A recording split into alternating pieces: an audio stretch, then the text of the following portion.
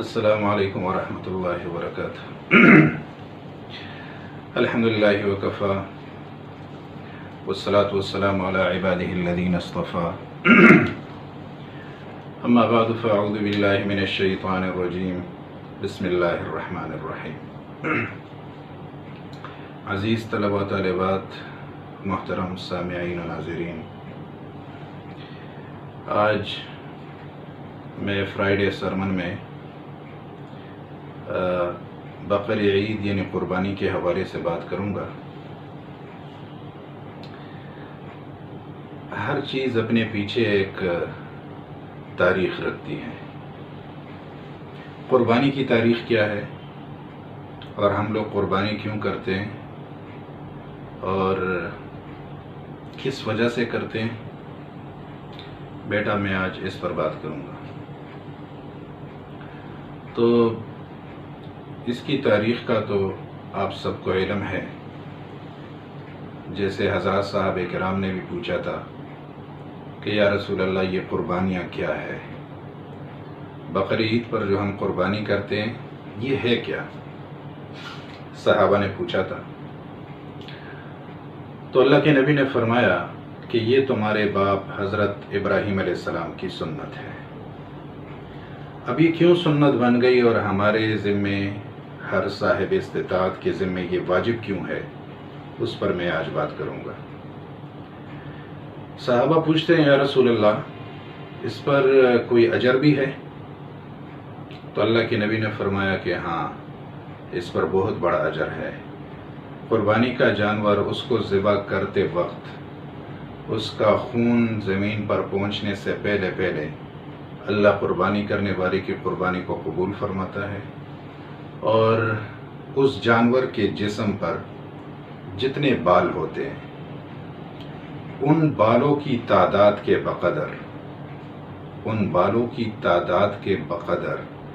اللہ اس شخص کے گناہ معاف فرماتا ہے، اس کے اعمال نامے میں اس تعداد کے بقدر نیکیاں لکھتا ہے، اور اس بالوں کی تعداد کے بقدر اللہ تبارک و تعالی اس قربانی کرنے والے کے درجات جنت میں بلند فرماتا ہے۔ کتنا بڑا اجر ہے۔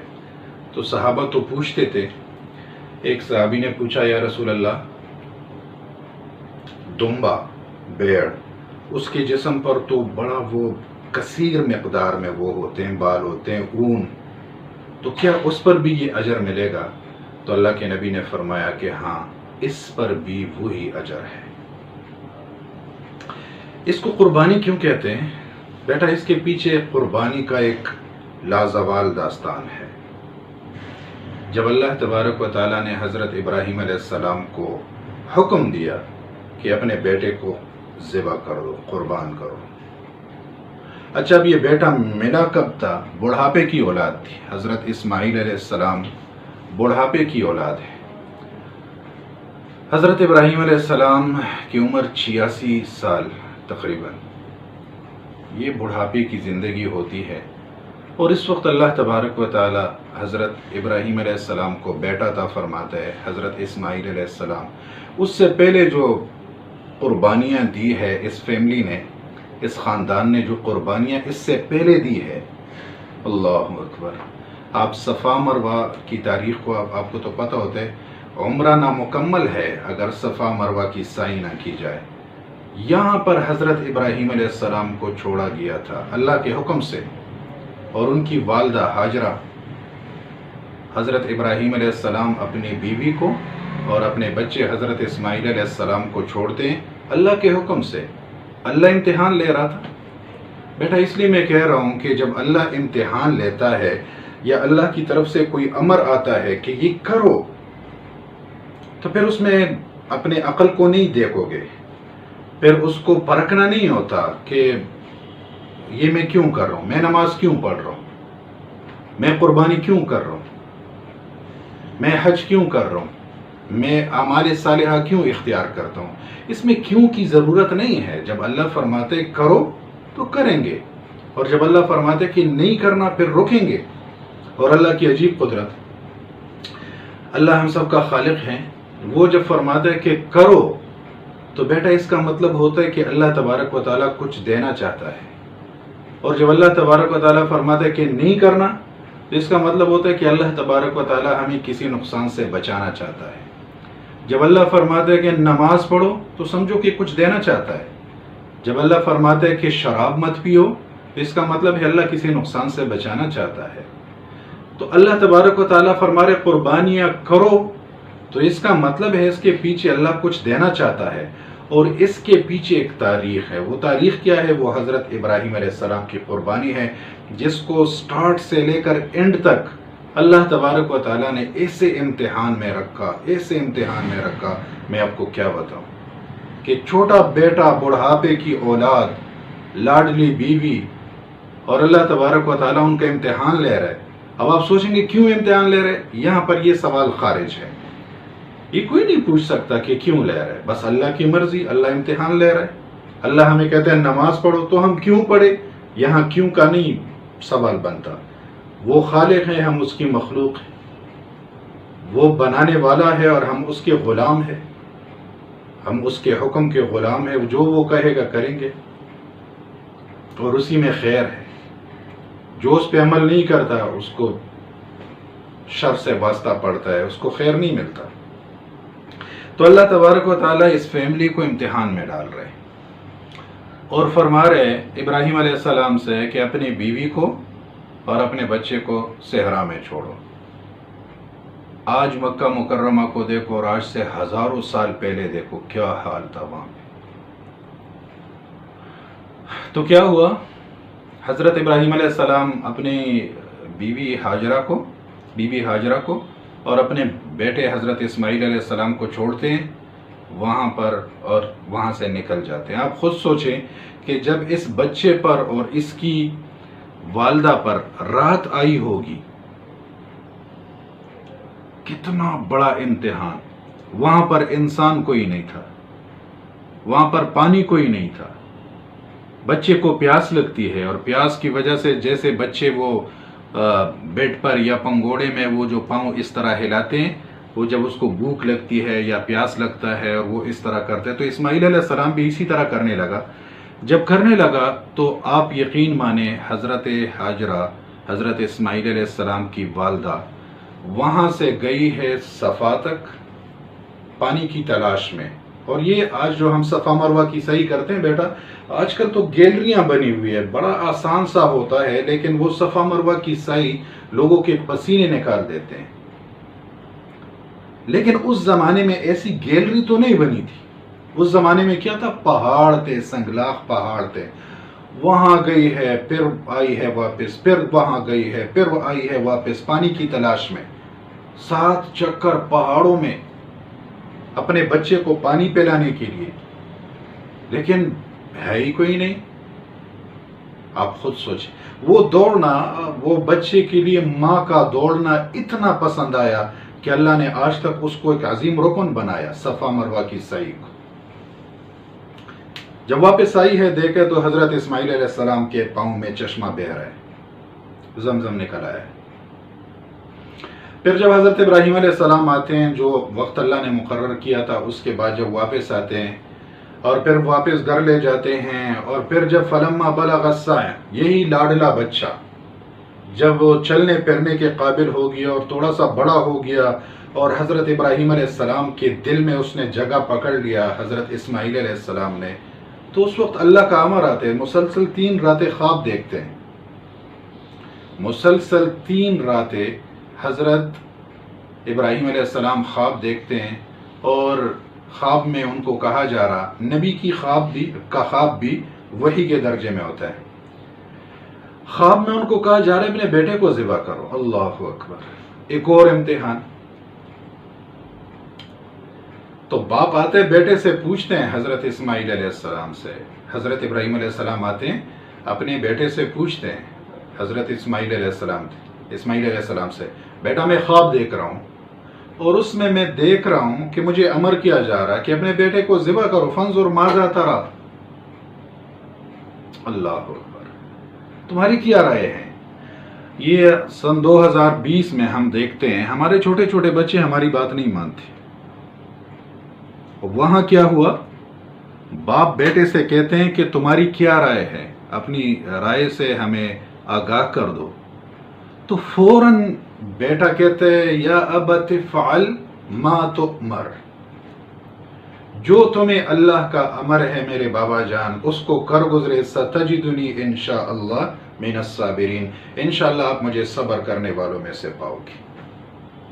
بیٹے کو تیار کیا جا رہا، لے جا رہا، یہ اللہ یہ نہیں چاہ رہا تھا کہ کسی انسان کو ذبح کیا جائے، اپنے خلیل کو چیک کر رہا تھا، اپنے خاص بندے کا امتحان لیا جا رہا تھا۔ آج بھی جو اللہ کے جتنے قریب ہوتے ہیں وہ بڑے امتحان میں ہوتے ہیں۔ یہ نہ کہیں کہ ہمارے اوپر بیماری آ گئی، مصیبت آ گئی، ارے میرے بھائی یہ تمہارے درجات کی بلندی کے سبب بن رہے ہیں۔ کوئی غریب ہے، غربت کے امتحان میں چل رہے ہیں تو یہ اللہ کے قریب ہے، یہ امیروں سے 500 سال پہلے جنت میں جائیں گے۔ اللہ ظلم نہیں کرنے والا۔ کوئی بیمار ہے تو اللہ اس کو آخرت میں کوئی بڑا درجہ دینا چاہتا ہے۔ جو جس ٹینشن میں بھی ہے اللہ تبارک و تعالیٰ اس کو کچھ دینا چاہتا ہے، اس لیے اس کو امتحان میں مبتلا رکھتا ہے۔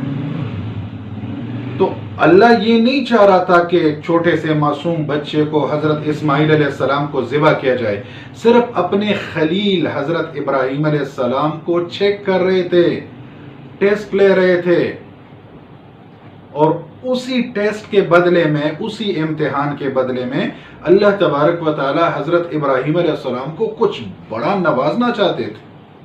اسی ابراہیم علیہ السلام کی نسل میں حضرت محمد مصطفیٰ صلی اللہ تعالی علیہ وسلم تشریف لائے ہیں، جو پوری دنیا کے آخری آنے والے انسان تک کے نبی ہیں، حضرت محمد صلی اللہ علیہ وسلم، اور خود فرمایا کرتے تھے میں اپنے باپ حضرت ابراہیم علیہ السلام کی دعا ہوں۔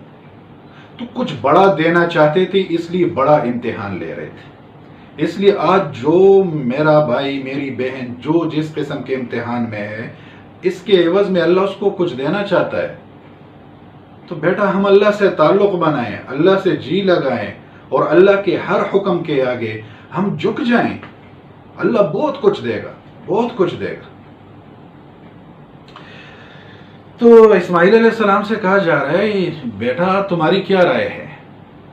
تو بیٹے نے کہا یا ابت فعل ما تؤمر ستجدنی انشاءاللہ من الصابرین، آپ کے لیے جو آرڈر آیا ہے، جو اللہ نے فرمایا ہے اس کو کر گزریں، انشاءاللہ میں صبر کروں گا۔ پھر جب حضرت ابراہیم علیہ السلام حضرت اسماعیل علیہ السلام کو لے گئے تھے اور اسماعیل علیہ السلام بچ گئے، تو لوگ حضرت اسماعیل علیہ السلام سے پوچھا کرتے تھے کہ اسماعیل اتنا بڑا فیصلہ تیرے حق میں ہونے والا تھا یا تیرے خلاف ہونے والا تھا کہ تمہیں ذبح کرنے کے لیے اللہ حکم دے رہا تھا، آپ نے فوراً کیوں مان لیا؟ تو حضرت اسماعیل علیہ السلام فرماتے ہیں میں نے فوراً اور بلا تردد اس لیے مانا کہ میں نے سوچا اس وقت کہ دنیا کے بدلے مجھے جنت ملنے والی ہے، اور باپ کے بدلے، ماں باپ کے بدلے مجھے میرا اللہ ملنے والا ہے، تو میرے ماں باپ سے میرے لیے میرا اللہ اچھا، اور اس دنیا سے میرے لیے میری جنت اچھی، اس لیے میں نے فوراً کہہ دیا کہ بس یا ابت فعل، کر گزرے، ستجدنی انشاءاللہ من الصابرین۔ اللہ اکبر۔ بیٹا میں گیا ہوں، بار بار گیا ہوں، اور مقام اسماعیل کہتے ہیں اس جگہ کو جہاں پر حضرت ابراہیم علیہ السلام نے حضرت اسماعیل علیہ السلام کو ذبح کرنے کے لیے لٹایا تھا۔ میں سوچنے لگا کہ آج سے ہزاروں سال پہلے یہاں کیا منظر ہوگا یہاں پہ، کہ جو آج سن 2016-17 میں آخری دفعہ گیا تو میں سوچ رہا تھا کہ سن 2016 یا 17 میں یہاں پر ایسی وحشت ہے، ایسی ویرانی ہے مقام اسماعیل میں۔ یہاں پر ہزاروں سال پہلے ایک بوڑھا باپ جس کی 90 سال عمر ہے، وہ اپنے لاڈلے بیٹے حضرت اسماعیل علیہ السلام کو ذبح کرنے کے لیے الٹا لٹائے ہیں۔ اس وقت حضرت ابراہیم علیہ السلام کی کیا کیفیت ہوگی کہ میں سن 2016-17 کی ویرانیاں، وہاں پر جو وہاں ویرانیاں تھی، جو کالے پہاڑ تھے، میں وہ الفاظ میں بیان نہیں کر سکتا۔ تو آج سے ہزاروں سال پہلے جو حضرت ابراہیم علیہ السلام نے حضرت اسماعیل علیہ السلام کو وہاں پہ لٹایا ہوگا، کیا منظر ہوگا، تو حضرت ابراہیم علیہ السلام نے اپنی آنکھوں پر پٹھی باندھ لی اور اپنے بیٹے حضرت اسماعیل علیہ السلام کی آنکھوں پر پٹھی باندھ لی. پھر لوگ پوچھتے تھے آپ نے ایسا کیوں کیا؟ کہ میں نے اس لیے ایسا کیا کہ میں سوچ رہا تھا کہ ایسا نہ ہو کہ میں اپنے بیٹے پر چھری پھیروں اور اس وقت میرے اپنے بیٹے کی آنکھوں سے آنکھیں چار ہو جائے اور اس وقت میرے ہاتھ کھانپ نہ جائے اور اللہ کے حکم میں کوئی تاخیر نہ ہو جائے.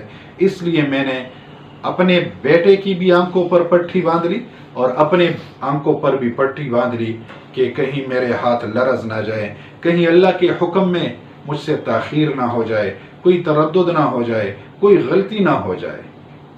اس کو الٹا لٹایا ہے اور ایسے حضرت اسماعیل علیہ السلام، مجھے دیکھیں یہاں سے الٹا لٹا کے حضرت اسماعیل علیہ السلام کے کمر پر گھٹنے کو رکھا اور ایسے یہاں پر یہاں چھری رکھ. حدیث میں آتا ہے زمین آسمان کے فرشتے 2 دفعہ روئے ہیں، 2 دفعہ روئے ہیں. ایک جب حضرت اسماعیل علیہ السلام کی یہاں پر چھری حضرت ابراہیم علیہ السلام نے رکھا اور حضرت ابراہیم علیہ السلام نے ایسے اوپر دیکھا اور اللہ سے کہا یا اللہ تو مجھ سے راضی ہو جا، مجھے یہ خوف ہے کہیں یا اللہ تو مجھ سے ناراض نہ ہو جا. اس وقت زمین آسمان کے فرشتے اور پورے عرش کے فرشتوں میں ایک چیخ چنگاڑا مچ گیا اور سارے فرشتے رونے لگے کہ یا اللہ تیرا ابراہیم تیرا خلیل کیا کر رہا ہے. وہ چھری نے کام ہی چھوڑ دیا. اللہ کا امر آیا کہ ایک بال بھی اسماعیل علیہ السلام کا ضائع نہیں ہونا چاہیے. اللہ نے فرمایا ابراہیم قد صدقت الرؤیا، ابراہیم آپ نے خواب کو سچا کر کے دکھا دیا ہے، آپ امتحان میں کامیاب ہو گئے ہیں.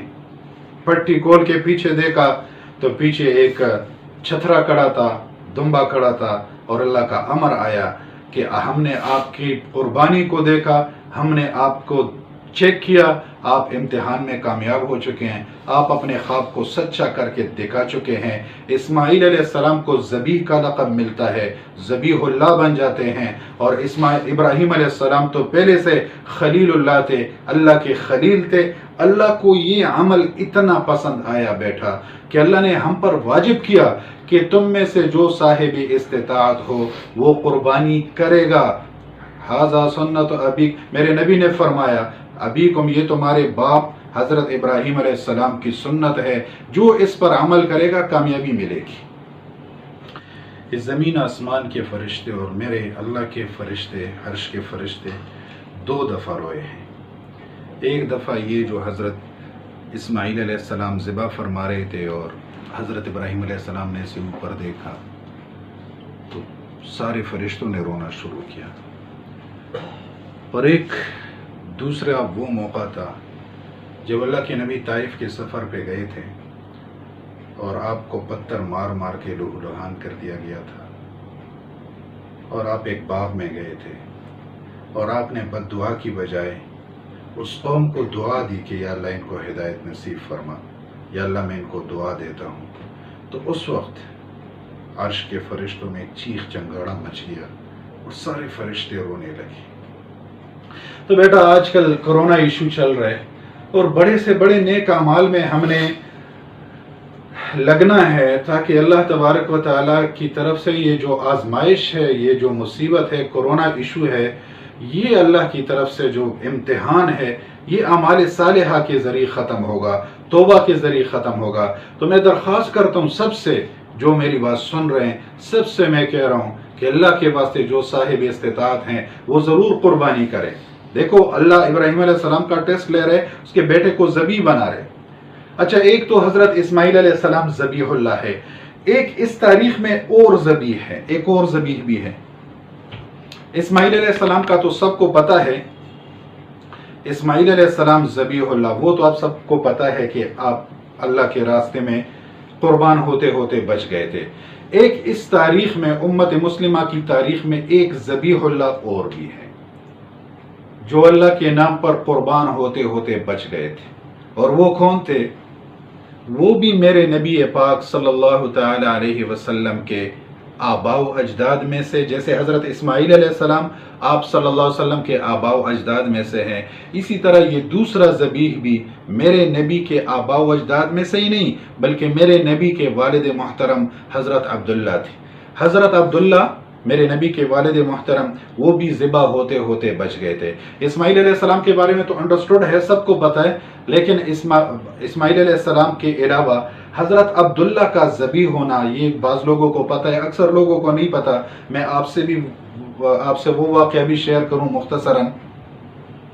हज़रत इस्माईल अलैहिस्सलाम के बाद लोग आते रहे, कबाइल आते रहे, तो कबीला जुरहम भी आया मक्का मुकर्रमा में।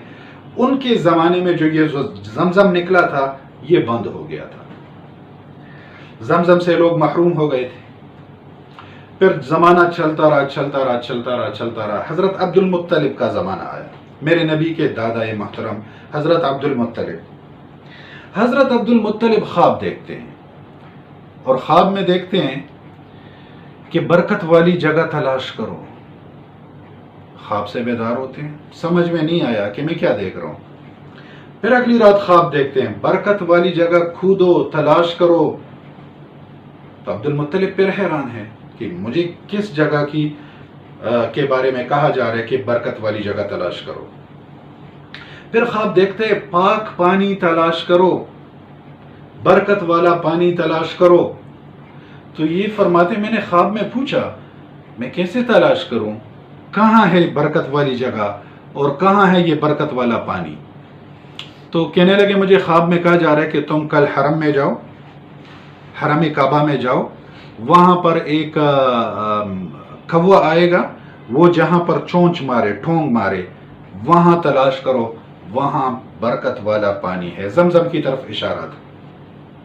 तो आप अपने बेटे, उस वक्त एक बेटा था हारिस, आप अपने बेटे हारिस को लेके गए हैं और कहने लगा कि यहाँ पर हम पानी तलाश करेंगे। तो बेटे ने कहा, बाबा जान यहाँ तो पथरीले पहाड़ हैं, पत्थर हैं, हम इसमें कैसे तलाश करेंगे। तो आपने पूरे मक्के वालों को जमा किया और मक्के वालों से कहा, यहाँ बरकत की जगह है, यहाँ बरकत का पानी है, उसको तलाश करना चाहिए।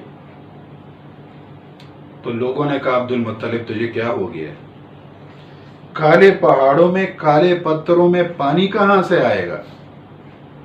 अब्दुल मुत्तलिब तुम्हें क्या हुआ है, ये कैसे हो सकता है कि यहां पर पानी है।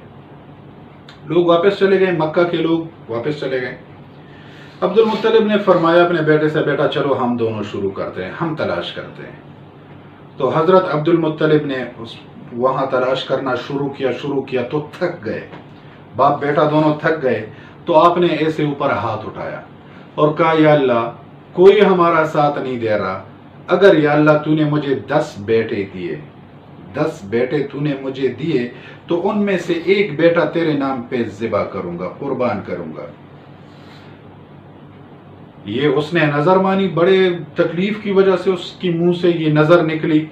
अब ये जायज थी ना जायज थी वो अलग बात है, ये हुजूर के जमाने से पहले की बात है।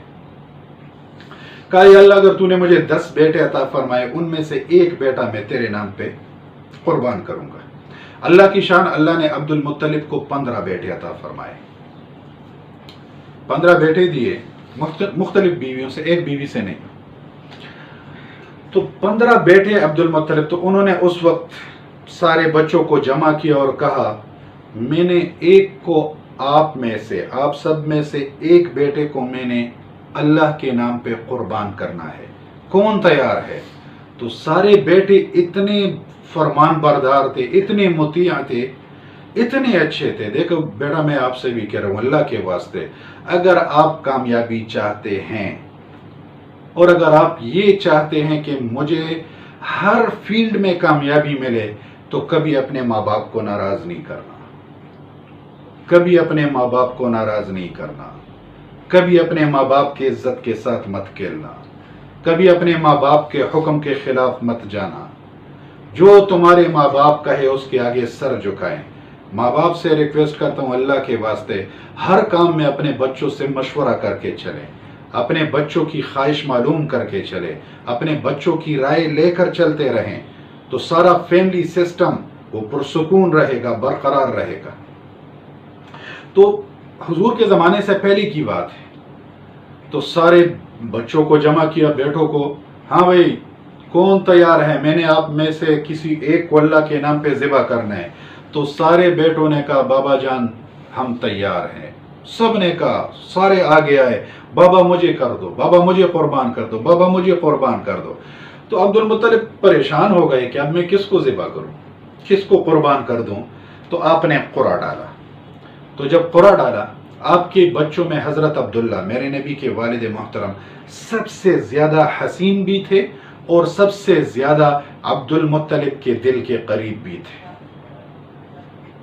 تو آپ نے قرعہ ڈالا، سارے بچوں کے نام لکھے اور قرآن دازی کی، ان میں سے جس کا نام نکل آئے گا اس کو ہم ذبح کریں گے۔ تو جب قرآن نکالا تو اس میں حضرت عبداللہ کا نام نکلا، میرے نبی کے والد محترم حضرت عبداللہ کا نام نکل آیا کہ آپ ان کو ذبح کریں۔ اللہ کی شان ہے، اللہ جس سے کام لیتا ہے تیر تلواروں کے سائے میں بھی اس کو بچا لیتا ہے۔ اللہ نے حضرت عبداللہ سے کام لینا تھا، عبداللہ کے بیٹے محمد مصطفیٰ صلی اللہ تعالی علیہ وسلم کو پورے عالم کا نبی بنانا تھا۔ اب دیکھو کہ اللہ حضرت عبداللہ کو بچانے کے لیے کیا نظام چلا رہا ہے۔ عبداللہ کا نام نکل آیا تو سارے مکے والوں نے بھی احتجاج کیا اور عبداللہ کی بہنوں نے بھی کہا کہ ہمارے بھائیوں میں سب سے خوبصورت عبداللہ ہے، ان کو ذبح نہیں کیا جائے گا۔ مکے والوں نے بھی کہا یہ عبد المطلب تم کیا کر رہے ہو، اپنے بیٹے کو قربان کر رہے ہو، ایسا نہیں ہوگا، ہم ایسا نہیں ہونے دیں گے۔ پورے مکہ مکرمہ میں ایک احتجاج سا بن گیا۔ عاص بن وائل بھی سردار تھے، وہ بھی آیا، اس نے بھی کہا کہ نہیں ہم ان کو ذبح ہونے نہیں دیں گے۔ تو پھر انہوں نے کہا کہ بھئی کیا کریں پھر؟ تو پھر سب نے مشورہ کیا، ایک عالم کے پاس چلے گئے تو عالم نے کہا کہ ایک انسان کے بدلے آپ 10 اونٹ ذبح کریں۔ ایک انسان کی دیت اس زمانے میں 10 اونٹ تھے۔ کہ آپ عبداللہ کے بدلے 10 اونٹ ذبح کر لے، آپ کا نظر پورا ہو جائے گا۔ اس نے کہا نہیں میں ایسا نہیں کروں گا۔ کہا کیا کرو گے؟ کہا میں ایک پرچی پر عبداللہ کا نام لکھوں گا اور دوسری پرچی پر 10 اونٹ لکھوں گا، اگر 10 اونٹ نکل آئے تو میں 10 اونٹ ذبح کر لوں گا، ورنہ میں نہیں کروں گا، تو ورنہ پھر عبداللہ کو میں ذبح کروں گا۔ تو انہوں نے پھر قرعہ ڈالا، ایک پرچی پر 10 اونٹ لکھے اور دوسرے پرچی پر حضرت عبداللہ کا نام لکھا۔ قرعہ ڈالا، اس میں عبداللہ کا نام نکل آیا، تو لکھو 10 اونٹ اور لکھو، 20 ہو گئے۔ پھر قرعہ ڈالا، پھر عبداللہ کا نام نکل آیا، پھر 30 ہو گئے۔ پھر قرعہ ڈالا، پھر عبداللہ کا نام نکل آیا، پھر 40 اونٹ ہو گئے۔ ہر قرعہ میں عبداللہ کا نام نکل آتا، 9 دفعہ ایسا ہوا۔ 10ویں دفعہ عبداللہ کا نام نکل نہیں آیا اور 10 اونٹ نکل آئے۔ تو عبد المطلب نے کہا کہ نہیں میں یہ 3 دفعہ اور کروں گا، اگر 3 دفعہ پھر 10 اونٹ نکل آئے تو میں اس 90 کے ساتھ اس کو جمع کر کے 100 اونٹ ذبح کروں گا، ورنہ میں پھر عبداللہ کو ذبح کروں گا۔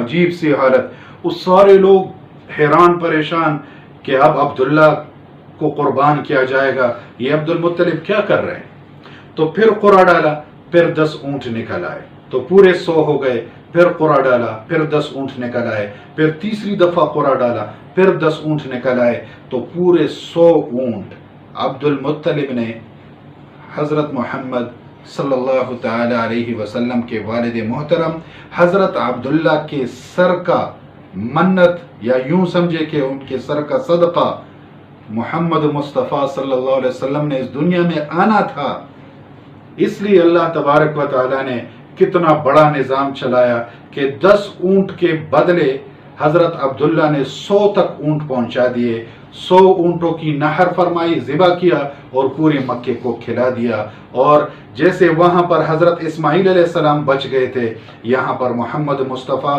صلی اللہ تعالی علیہ وسلم کے والد محترم حضرت عبداللہ بچ گئے تھے۔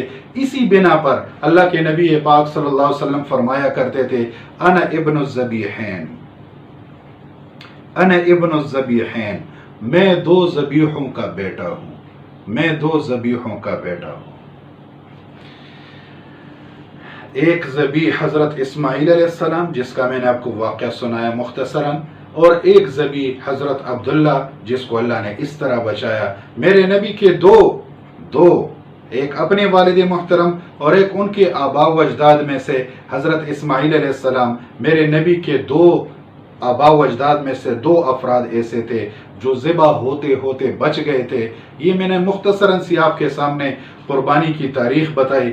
بیٹا آج ہمیں اللہ یہ نہیں کہہ رہا کہ تم اپنے بیٹے کو ذبح کرو، میرا اللہ فرما رہے نفرتیں ذبح کرو، حسد ذبح کرو، بغض ذبح کرو، دشمنیاں ذبح کرو۔ بھائی بھائی سے نہیں بول رہا، بہن بہن سے نہیں بول رہی، کزنز کی تو میں بات ہی نہیں کروں گا، ماموں زاد، چچا زاد، خالہ زاد کی تو میں بات ہی نہیں کروں گا۔ بھائی بھائی سے نہیں بول رہا، بہن بہن سے نہیں بول رہی۔ تو بیٹا جہاں تک میری یہ بات جاتی، میں سب سے درخواست کرتا ہوں کہ قربانی کے جانور کاٹنے سے پہلے ہم اپنی نفرتوں کو کاٹ لیں، ختم کر لیں، ذبح کر لیں، اپنی حسد ذبح کریں، اپنی دشمنیاں ذبح کریں، سب سے صلح کریں، اور قربانی کا جانور قربان کرنے سے پہلے ہم اپنی خواہشات کی قربانی دیں، ہم اپنے دشمنوں کو معاف کریں، پھر دیکھو کہ اللہ کیسا نظام چلاتا ہے۔ تو یہ میں نے مختصراً سی آپ کو بیٹا تاریخ بتائی ہے۔ فرائیڈے سرمن اگر آپ کے سامنے ہوتا تو زیادہ ڈیٹیل سے بات ہوتی ہے، ابھی آن لائن جو ہے میں زیادہ وقت نہیں لوں گا اور نہ لے سکتا ہوں، لیکن میں چند ضروری باتیں آپ سے شیئر کروں گا۔ وہ یہ کہ قربانی واجب کس پر ہے، قربانی کس پر واجب ہے؟ جن کے پاس 52.5 تولہ چاندی کے برابر پیسے ہو۔ 52.5 تولہ چاندی کی قیمت آپ کنفرم کر لیں، وہ اس مقدار کے پیسے عید کے ان 3 دنوں میں جب بھی کسی کے پاس ہر بالغ لڑکا لڑکی، مرد و عورت، چاہے وہ ماں باپ کے ساتھ رہتا ہے یا الگ رہتا ہے، جہاں بھی رہتا ہے، لیکن اگر وہ بالغ ہے، مسلمان ہے اور اس کے پاس 52.5 تولہ چاندی کے قیمت کے برابر پیسے ہیں عید کے ان 3 دنوں میں، اس پر سال کا گزرنا ضروری نہیں ہے، ان 3 دنوں میں، عید کے ان 3 دنوں میں جس کے پاس اتنے پیسے آ گئے اس پر قربانی واجب ہے۔ اب بعض لوگوں کے پاس پیسے تو پیسوں کے ساتھ چاندی، تھوڑی سی چاندی ہے اور تھوڑے سے پیسے ہیں تو بھی ٹھیک ہے، دونوں کو مکس کر کے اگر اس کی قیمت 52.5 تولے چاندی تک پہنچتی ہے تو قربانی واجب ہے، ورنہ نہیں ہے۔ اچھا، بعض لوگوں کے پاس 2 تولہ سونا ہوتا ہے لیکن نہ ان کے پاس چاندی ہے نہ روپے ہے، تو پھر ان پر قربانی واجب نہیں ہے، کیونکہ قربانی کی وجوب کے لیے، واجب ہونے کے لیے سونے کا اپنا ایک حساب ہے۔ 7.5 تولہ سونا تک اگر پہنچ جائے تو 2 3 4 5 6 7 سولے پر پھر قربانی نہیں ہے۔ 7.5 تولہ سونا اگر کسی کے پاس ہے تو اس پر قربانی واجب ہے۔ ہاں، اگر کسی کے پاس 1 تولہ سونا بھی ہے، آدھا تولہ سونا بھی ہے، لیکن اس کے ساتھ پیسے بھی ہیں یا چاندی بھی ہے، پھر دونوں کو مکس کر کے پھر چاندی کی قیمت کو دیکھا جائے گا، تو پھر 1 تولہ سونے والے پر بھی قربانی واجب ہے، کیونکہ 1 تولہ سونا بھی آج کل لاکھ سے اوپر ہے، اور اس کے ساتھ پھر اگر کچھ پیسے ہیں، دونوں کو مکس کر کے 52.5 تولہ چاندی تک پہنچتا ہے تو پھر اس پر قربانی واجب ہے۔ جس پر قربانی واجب ہے اور وہ قربانی نہ کریں تو میرے نبی نے بڑے افسوس کے ساتھ فرمایا کہ جس پر قربانی واجب ہو جائے اور وہ قربانی نہ کریں تو اللہ کے نبی نے بڑے دکھ کے ساتھ فرمایا فلا یقربن مصلانا، پھر ہمارے عیدگاہ کے قریب بھی نہ آئے۔ یہ بڑے افسوس کے ساتھ اللہ کے نبی نے فرمایا کہ جو صاحب استطاعت ہے اور قربانی نہیں کر رہا، پھر وہ ہمارے قریب نہ آئے، یہ مطلب ہے۔ تو ایک غلط فہمی ہے، ایک امیر باپ ہے، اس کے بچے بھی ہیں، وہ صرف ایک حصہ لے لیتے ہیں 20,000 کا، اور یا ایک دمبا لا کر ذبح کرتے ہیں کہ جی ہم نے تو قربانی کر دیا۔ نہیں، تم اپنے بچوں کو بھی دیکھو، اگر تمہارے بچوں کے پاس انفرادی طور پر وہ اتنے مالیت کے مالک ہیں تو پھر آپ پر الگ واجب ہے، بچوں پر الگ واجب ہے۔ تمہاری بیوی کے پاس اگر اتنی مالیت کا کچھ ہے عید کے ان 3 دنوں میں تو پھر تم پر الگ واجب ہے، بیوی پر الگ واجب ہے، ہر بالغ بچے بچی پر الگ واجب ہے۔ یہ غلط فہمی ہے جو ایک دمبا لاتے ہیں 30-40 ہزار کا اور سارے گھر والوں کی طرف سے اس کو ذبح کیا جاتا ہے، یہ ٹھیک نہیں۔ اس میں کسی ایک کا تو ہو جائے گا جو فرد متعین ہے، جو اس کو لایا ہے، لیکن उन सब का ज़िम्मा फारिग नहीं हुआ। जो साहिब निसाब है, कुर्बानी का निसाब रखता है, 52.5 तोला चांदी जिसके कीमत के बराबर जिनके पास पैसा है, उस पर कुर्बानी वाजिब है। अच्छा, कुर्बानी कर लिया तो फिर गोश्त का क्या किया जाए? कुर्बानी के गोश्त में अफजल ये है कि उसको 3 हिस्से बना दिया जाए। 3 हिस्से बनाकर एक अपने लिए रख लें, एक रिश्तेदारों को दिया जाए, और एक जो आपके घर गरीब लोग आते हैं या आप किसी गरीब को जानते हैं उनके यहाँ भिजवाएं। 3 हिस्से करना अफजल है। लेकिन अगर किसी के फैमिली मेंबर ज्यादा हैं, माशाल्लाह बाज़ फैमिलियां बड़ी होती हैं, 20-20, 25-25 लोग होते हैं एक फैमिली में, तो फिर कुर्बानी का सारा गोश्त खुद भी इस्तेमाल कर सकते हैं, इसमें कोई गुनाह नहीं। फिर 3 हिस्से करना जरूरी नहीं है। अफजल तो ये है कि 3 हिस्से किए जाएं। लेकिन अगर फैमिली मेंबर ज्यादा है और गोश्त कम है तो सारे का सारा गोश्त खुद भी इस्तेमाल कर सकते हैं, लेकिन उसको फरोख्त नहीं कर सकते। और वो बाज लोगों के होटल होते हैं तो उसमें पकाकर फिर लोग बेचते हैं, उसमें भी इस्तेमाल नहीं कर सकते। फिर इसके बाद कुर्बानी की खाल है, तो कुर्बानी की खाल बेटा आप उससे खुद अपने लिए जैकेट भी बना सकते हैं। वो पानी का जो मुश्किज़ा पहले ज़माने में होता था वो भी बना सकते हैं, मतलब अपने इस्तेमाल में ला सकते हैं। कुर्बानी का जो चमड़ा है, कुर्बानी की जो खाल है, खुद भी इस्तेमाल कर सकते हैं, किसी को गिफ्ट भी कर सकते हैं। और सबसे बेहतरीन मसरफ इसका ये है कि दीनी मदरसे में उसको दिया जाए, क्योंकि दीनी मदरसे के कोई सपोर्टर्स नहीं होते, कोई हुकूमत उनको सपोर्ट नहीं करते, तो वो ये होते कि उसका जो पैसा आता है फिर उससे तलबा की किताबें आती हैं या तलबा की ताम पर क़याम पर उसका खर्च होता है, तो फिर वो मदरसे वाले बेहतर जानते हैं। लेकिन अगर वहाँ भी आप नहीं दे रहे, इस्तेमाल भी नहीं कर रहे, तो फिर आप इसको फ़रोख्त नहीं कर सकते। हाँ, अगर फ़रोख्त कर दिया तो फिर इसका कुर्बानी के काल का जो पैसा है वो आप इस्तेमाल नहीं कर सकते, वो फिर आप किसी गरीब को देंगे, उसको सदका किया जाएगा। कुर्बानी की खाल आप खुद इस्तेमाल कर सकते हैं, किसी को गिफ्ट कर सकते हैं, किसी गरीब को दे सकते हैं, किसी मदरसे को दे सकते हैं, फरोख्त नहीं कर सकते। अगर फरोख्त किया तो उससे जितने पैसे आए, 100 रुपये आए, 1000 आए, 10,000 आए, जितने भी आए, वो सारे के सारे फिर आपने किसी गरीब को देना है, फिर उसको सदका किया जाएगा, इस्तेमाल नहीं किया जाएगा। ईद की नमाज ज़रूरी है बेटा कि आप जाएं मस्जिद में पढ़े। जो हमारे तलबा हैं, जो तालिबात हैं, उनसे मैं नहीं कह रहा, उनके लिए तो है नहीं, लेकिन जो तलबा हैं ईद की नमाज से पहले सुबह सवेरे उठें और मस्जिद जाएं और ईद की नमाज अदा करें। और कुर्बानी के लिए अगर आप जानवर ला चुके हैं तो उस पर फ़ख्र ना करें, उसको तकब्बुर के साथ गली कोचों में उसको चक्कर ना दिया करें कि ये हमारे कुर्बानी का जानवर है, ये वो। उसको घर में रखें, उसके साथ खूब प्यार करें, उसको साफ रखें, उससे मोहब्बत करें, उसको खूबसूरत बनाएं। लेकिन ये फ़ख्र के साथ, तकब्बुर के साथ गली कूचों में उसको ले जाना, और फिर गरीब का बच्चा उसको देखता है और वो इस हसरत में मुब्तला होता है कि काश हमारे बाप के पास भी इतना पैसा होता तो हम भी एक बकरा लेके आते, हम भी एक भेड़ लेके आते, दुम्बा लेके आते, गाय लेके आते, बैल लेके आते। तो गरीब इससे हसरत में मुब्तला होता है। तो बेटा ये भी तकब्बुर के एक ज़ुमरे में आता है कि बेटा इससे हम अपने आप को बचाएं। जो आपकी कुर्बानी का जानवर है उससे खूब मोहब्बत करें, उसको खूब खिलाएं पिलाएं। लेकिन ये जो आज का जो माहौल है कि ये जी हमने 2 लाख का ख़रीद लिया है और गली कूचों में और रोड पर और सड़कों पर उसको फिराते हैं, ये अच्छी बात नहीं है, ये रियाकारी के ज़ुमरे में आता है। और इन सारी बातों से बचना चाहिए। और सबसे आखिर में मैं ये दरख्वास्त करूंगा बेटा कि कुर्बानी से पहले पहले हम सारे के सारे जो मेरी बात सुन रहे हैं, जो मेरी भाई मेरी बहन, जो जहां तक मेरी आवाज़ पहुंच रही, देखो मैं दरख्वास्त करता हूं, हम सारे के सारे पिछले गुनाहों पर नदामत के साथ तौबा करें और अल्लाह से मांगें कि या अल्लाह रमज़ान गुजर गया, अब कुर्बानी का सीज़न चल रहा है, हम तेरे नाम पे कुर्बानी कर रहे हैं, इसके एवज़ या अल्लाह पूरी दुनिया से इस आजमाइश को ख़त्म फरमा। ये जो कोरोना इशू चल रहा है, ये जो कोरोना की वबा चल रही है, और पूरी आप देख नहीं रहे, मेरा तो कलेजा खट के रह गया जब मैंने हरम में तवाफ़ देखा, जो चंद लोग तवाफ़ कर रहे थे। ये हज के लिए इतनी قلیل مقدار میں لوگ آئے ہیں، حج کے لیے تو ساری دنیا سے لوگ آتے تھے۔ یہ اللہ کی ناراضگی کی بیٹا صاف روشن واضح دلیل ہے کہ آج اللہ ہم سے خفا ہے، ہم سے ناراض ہیں۔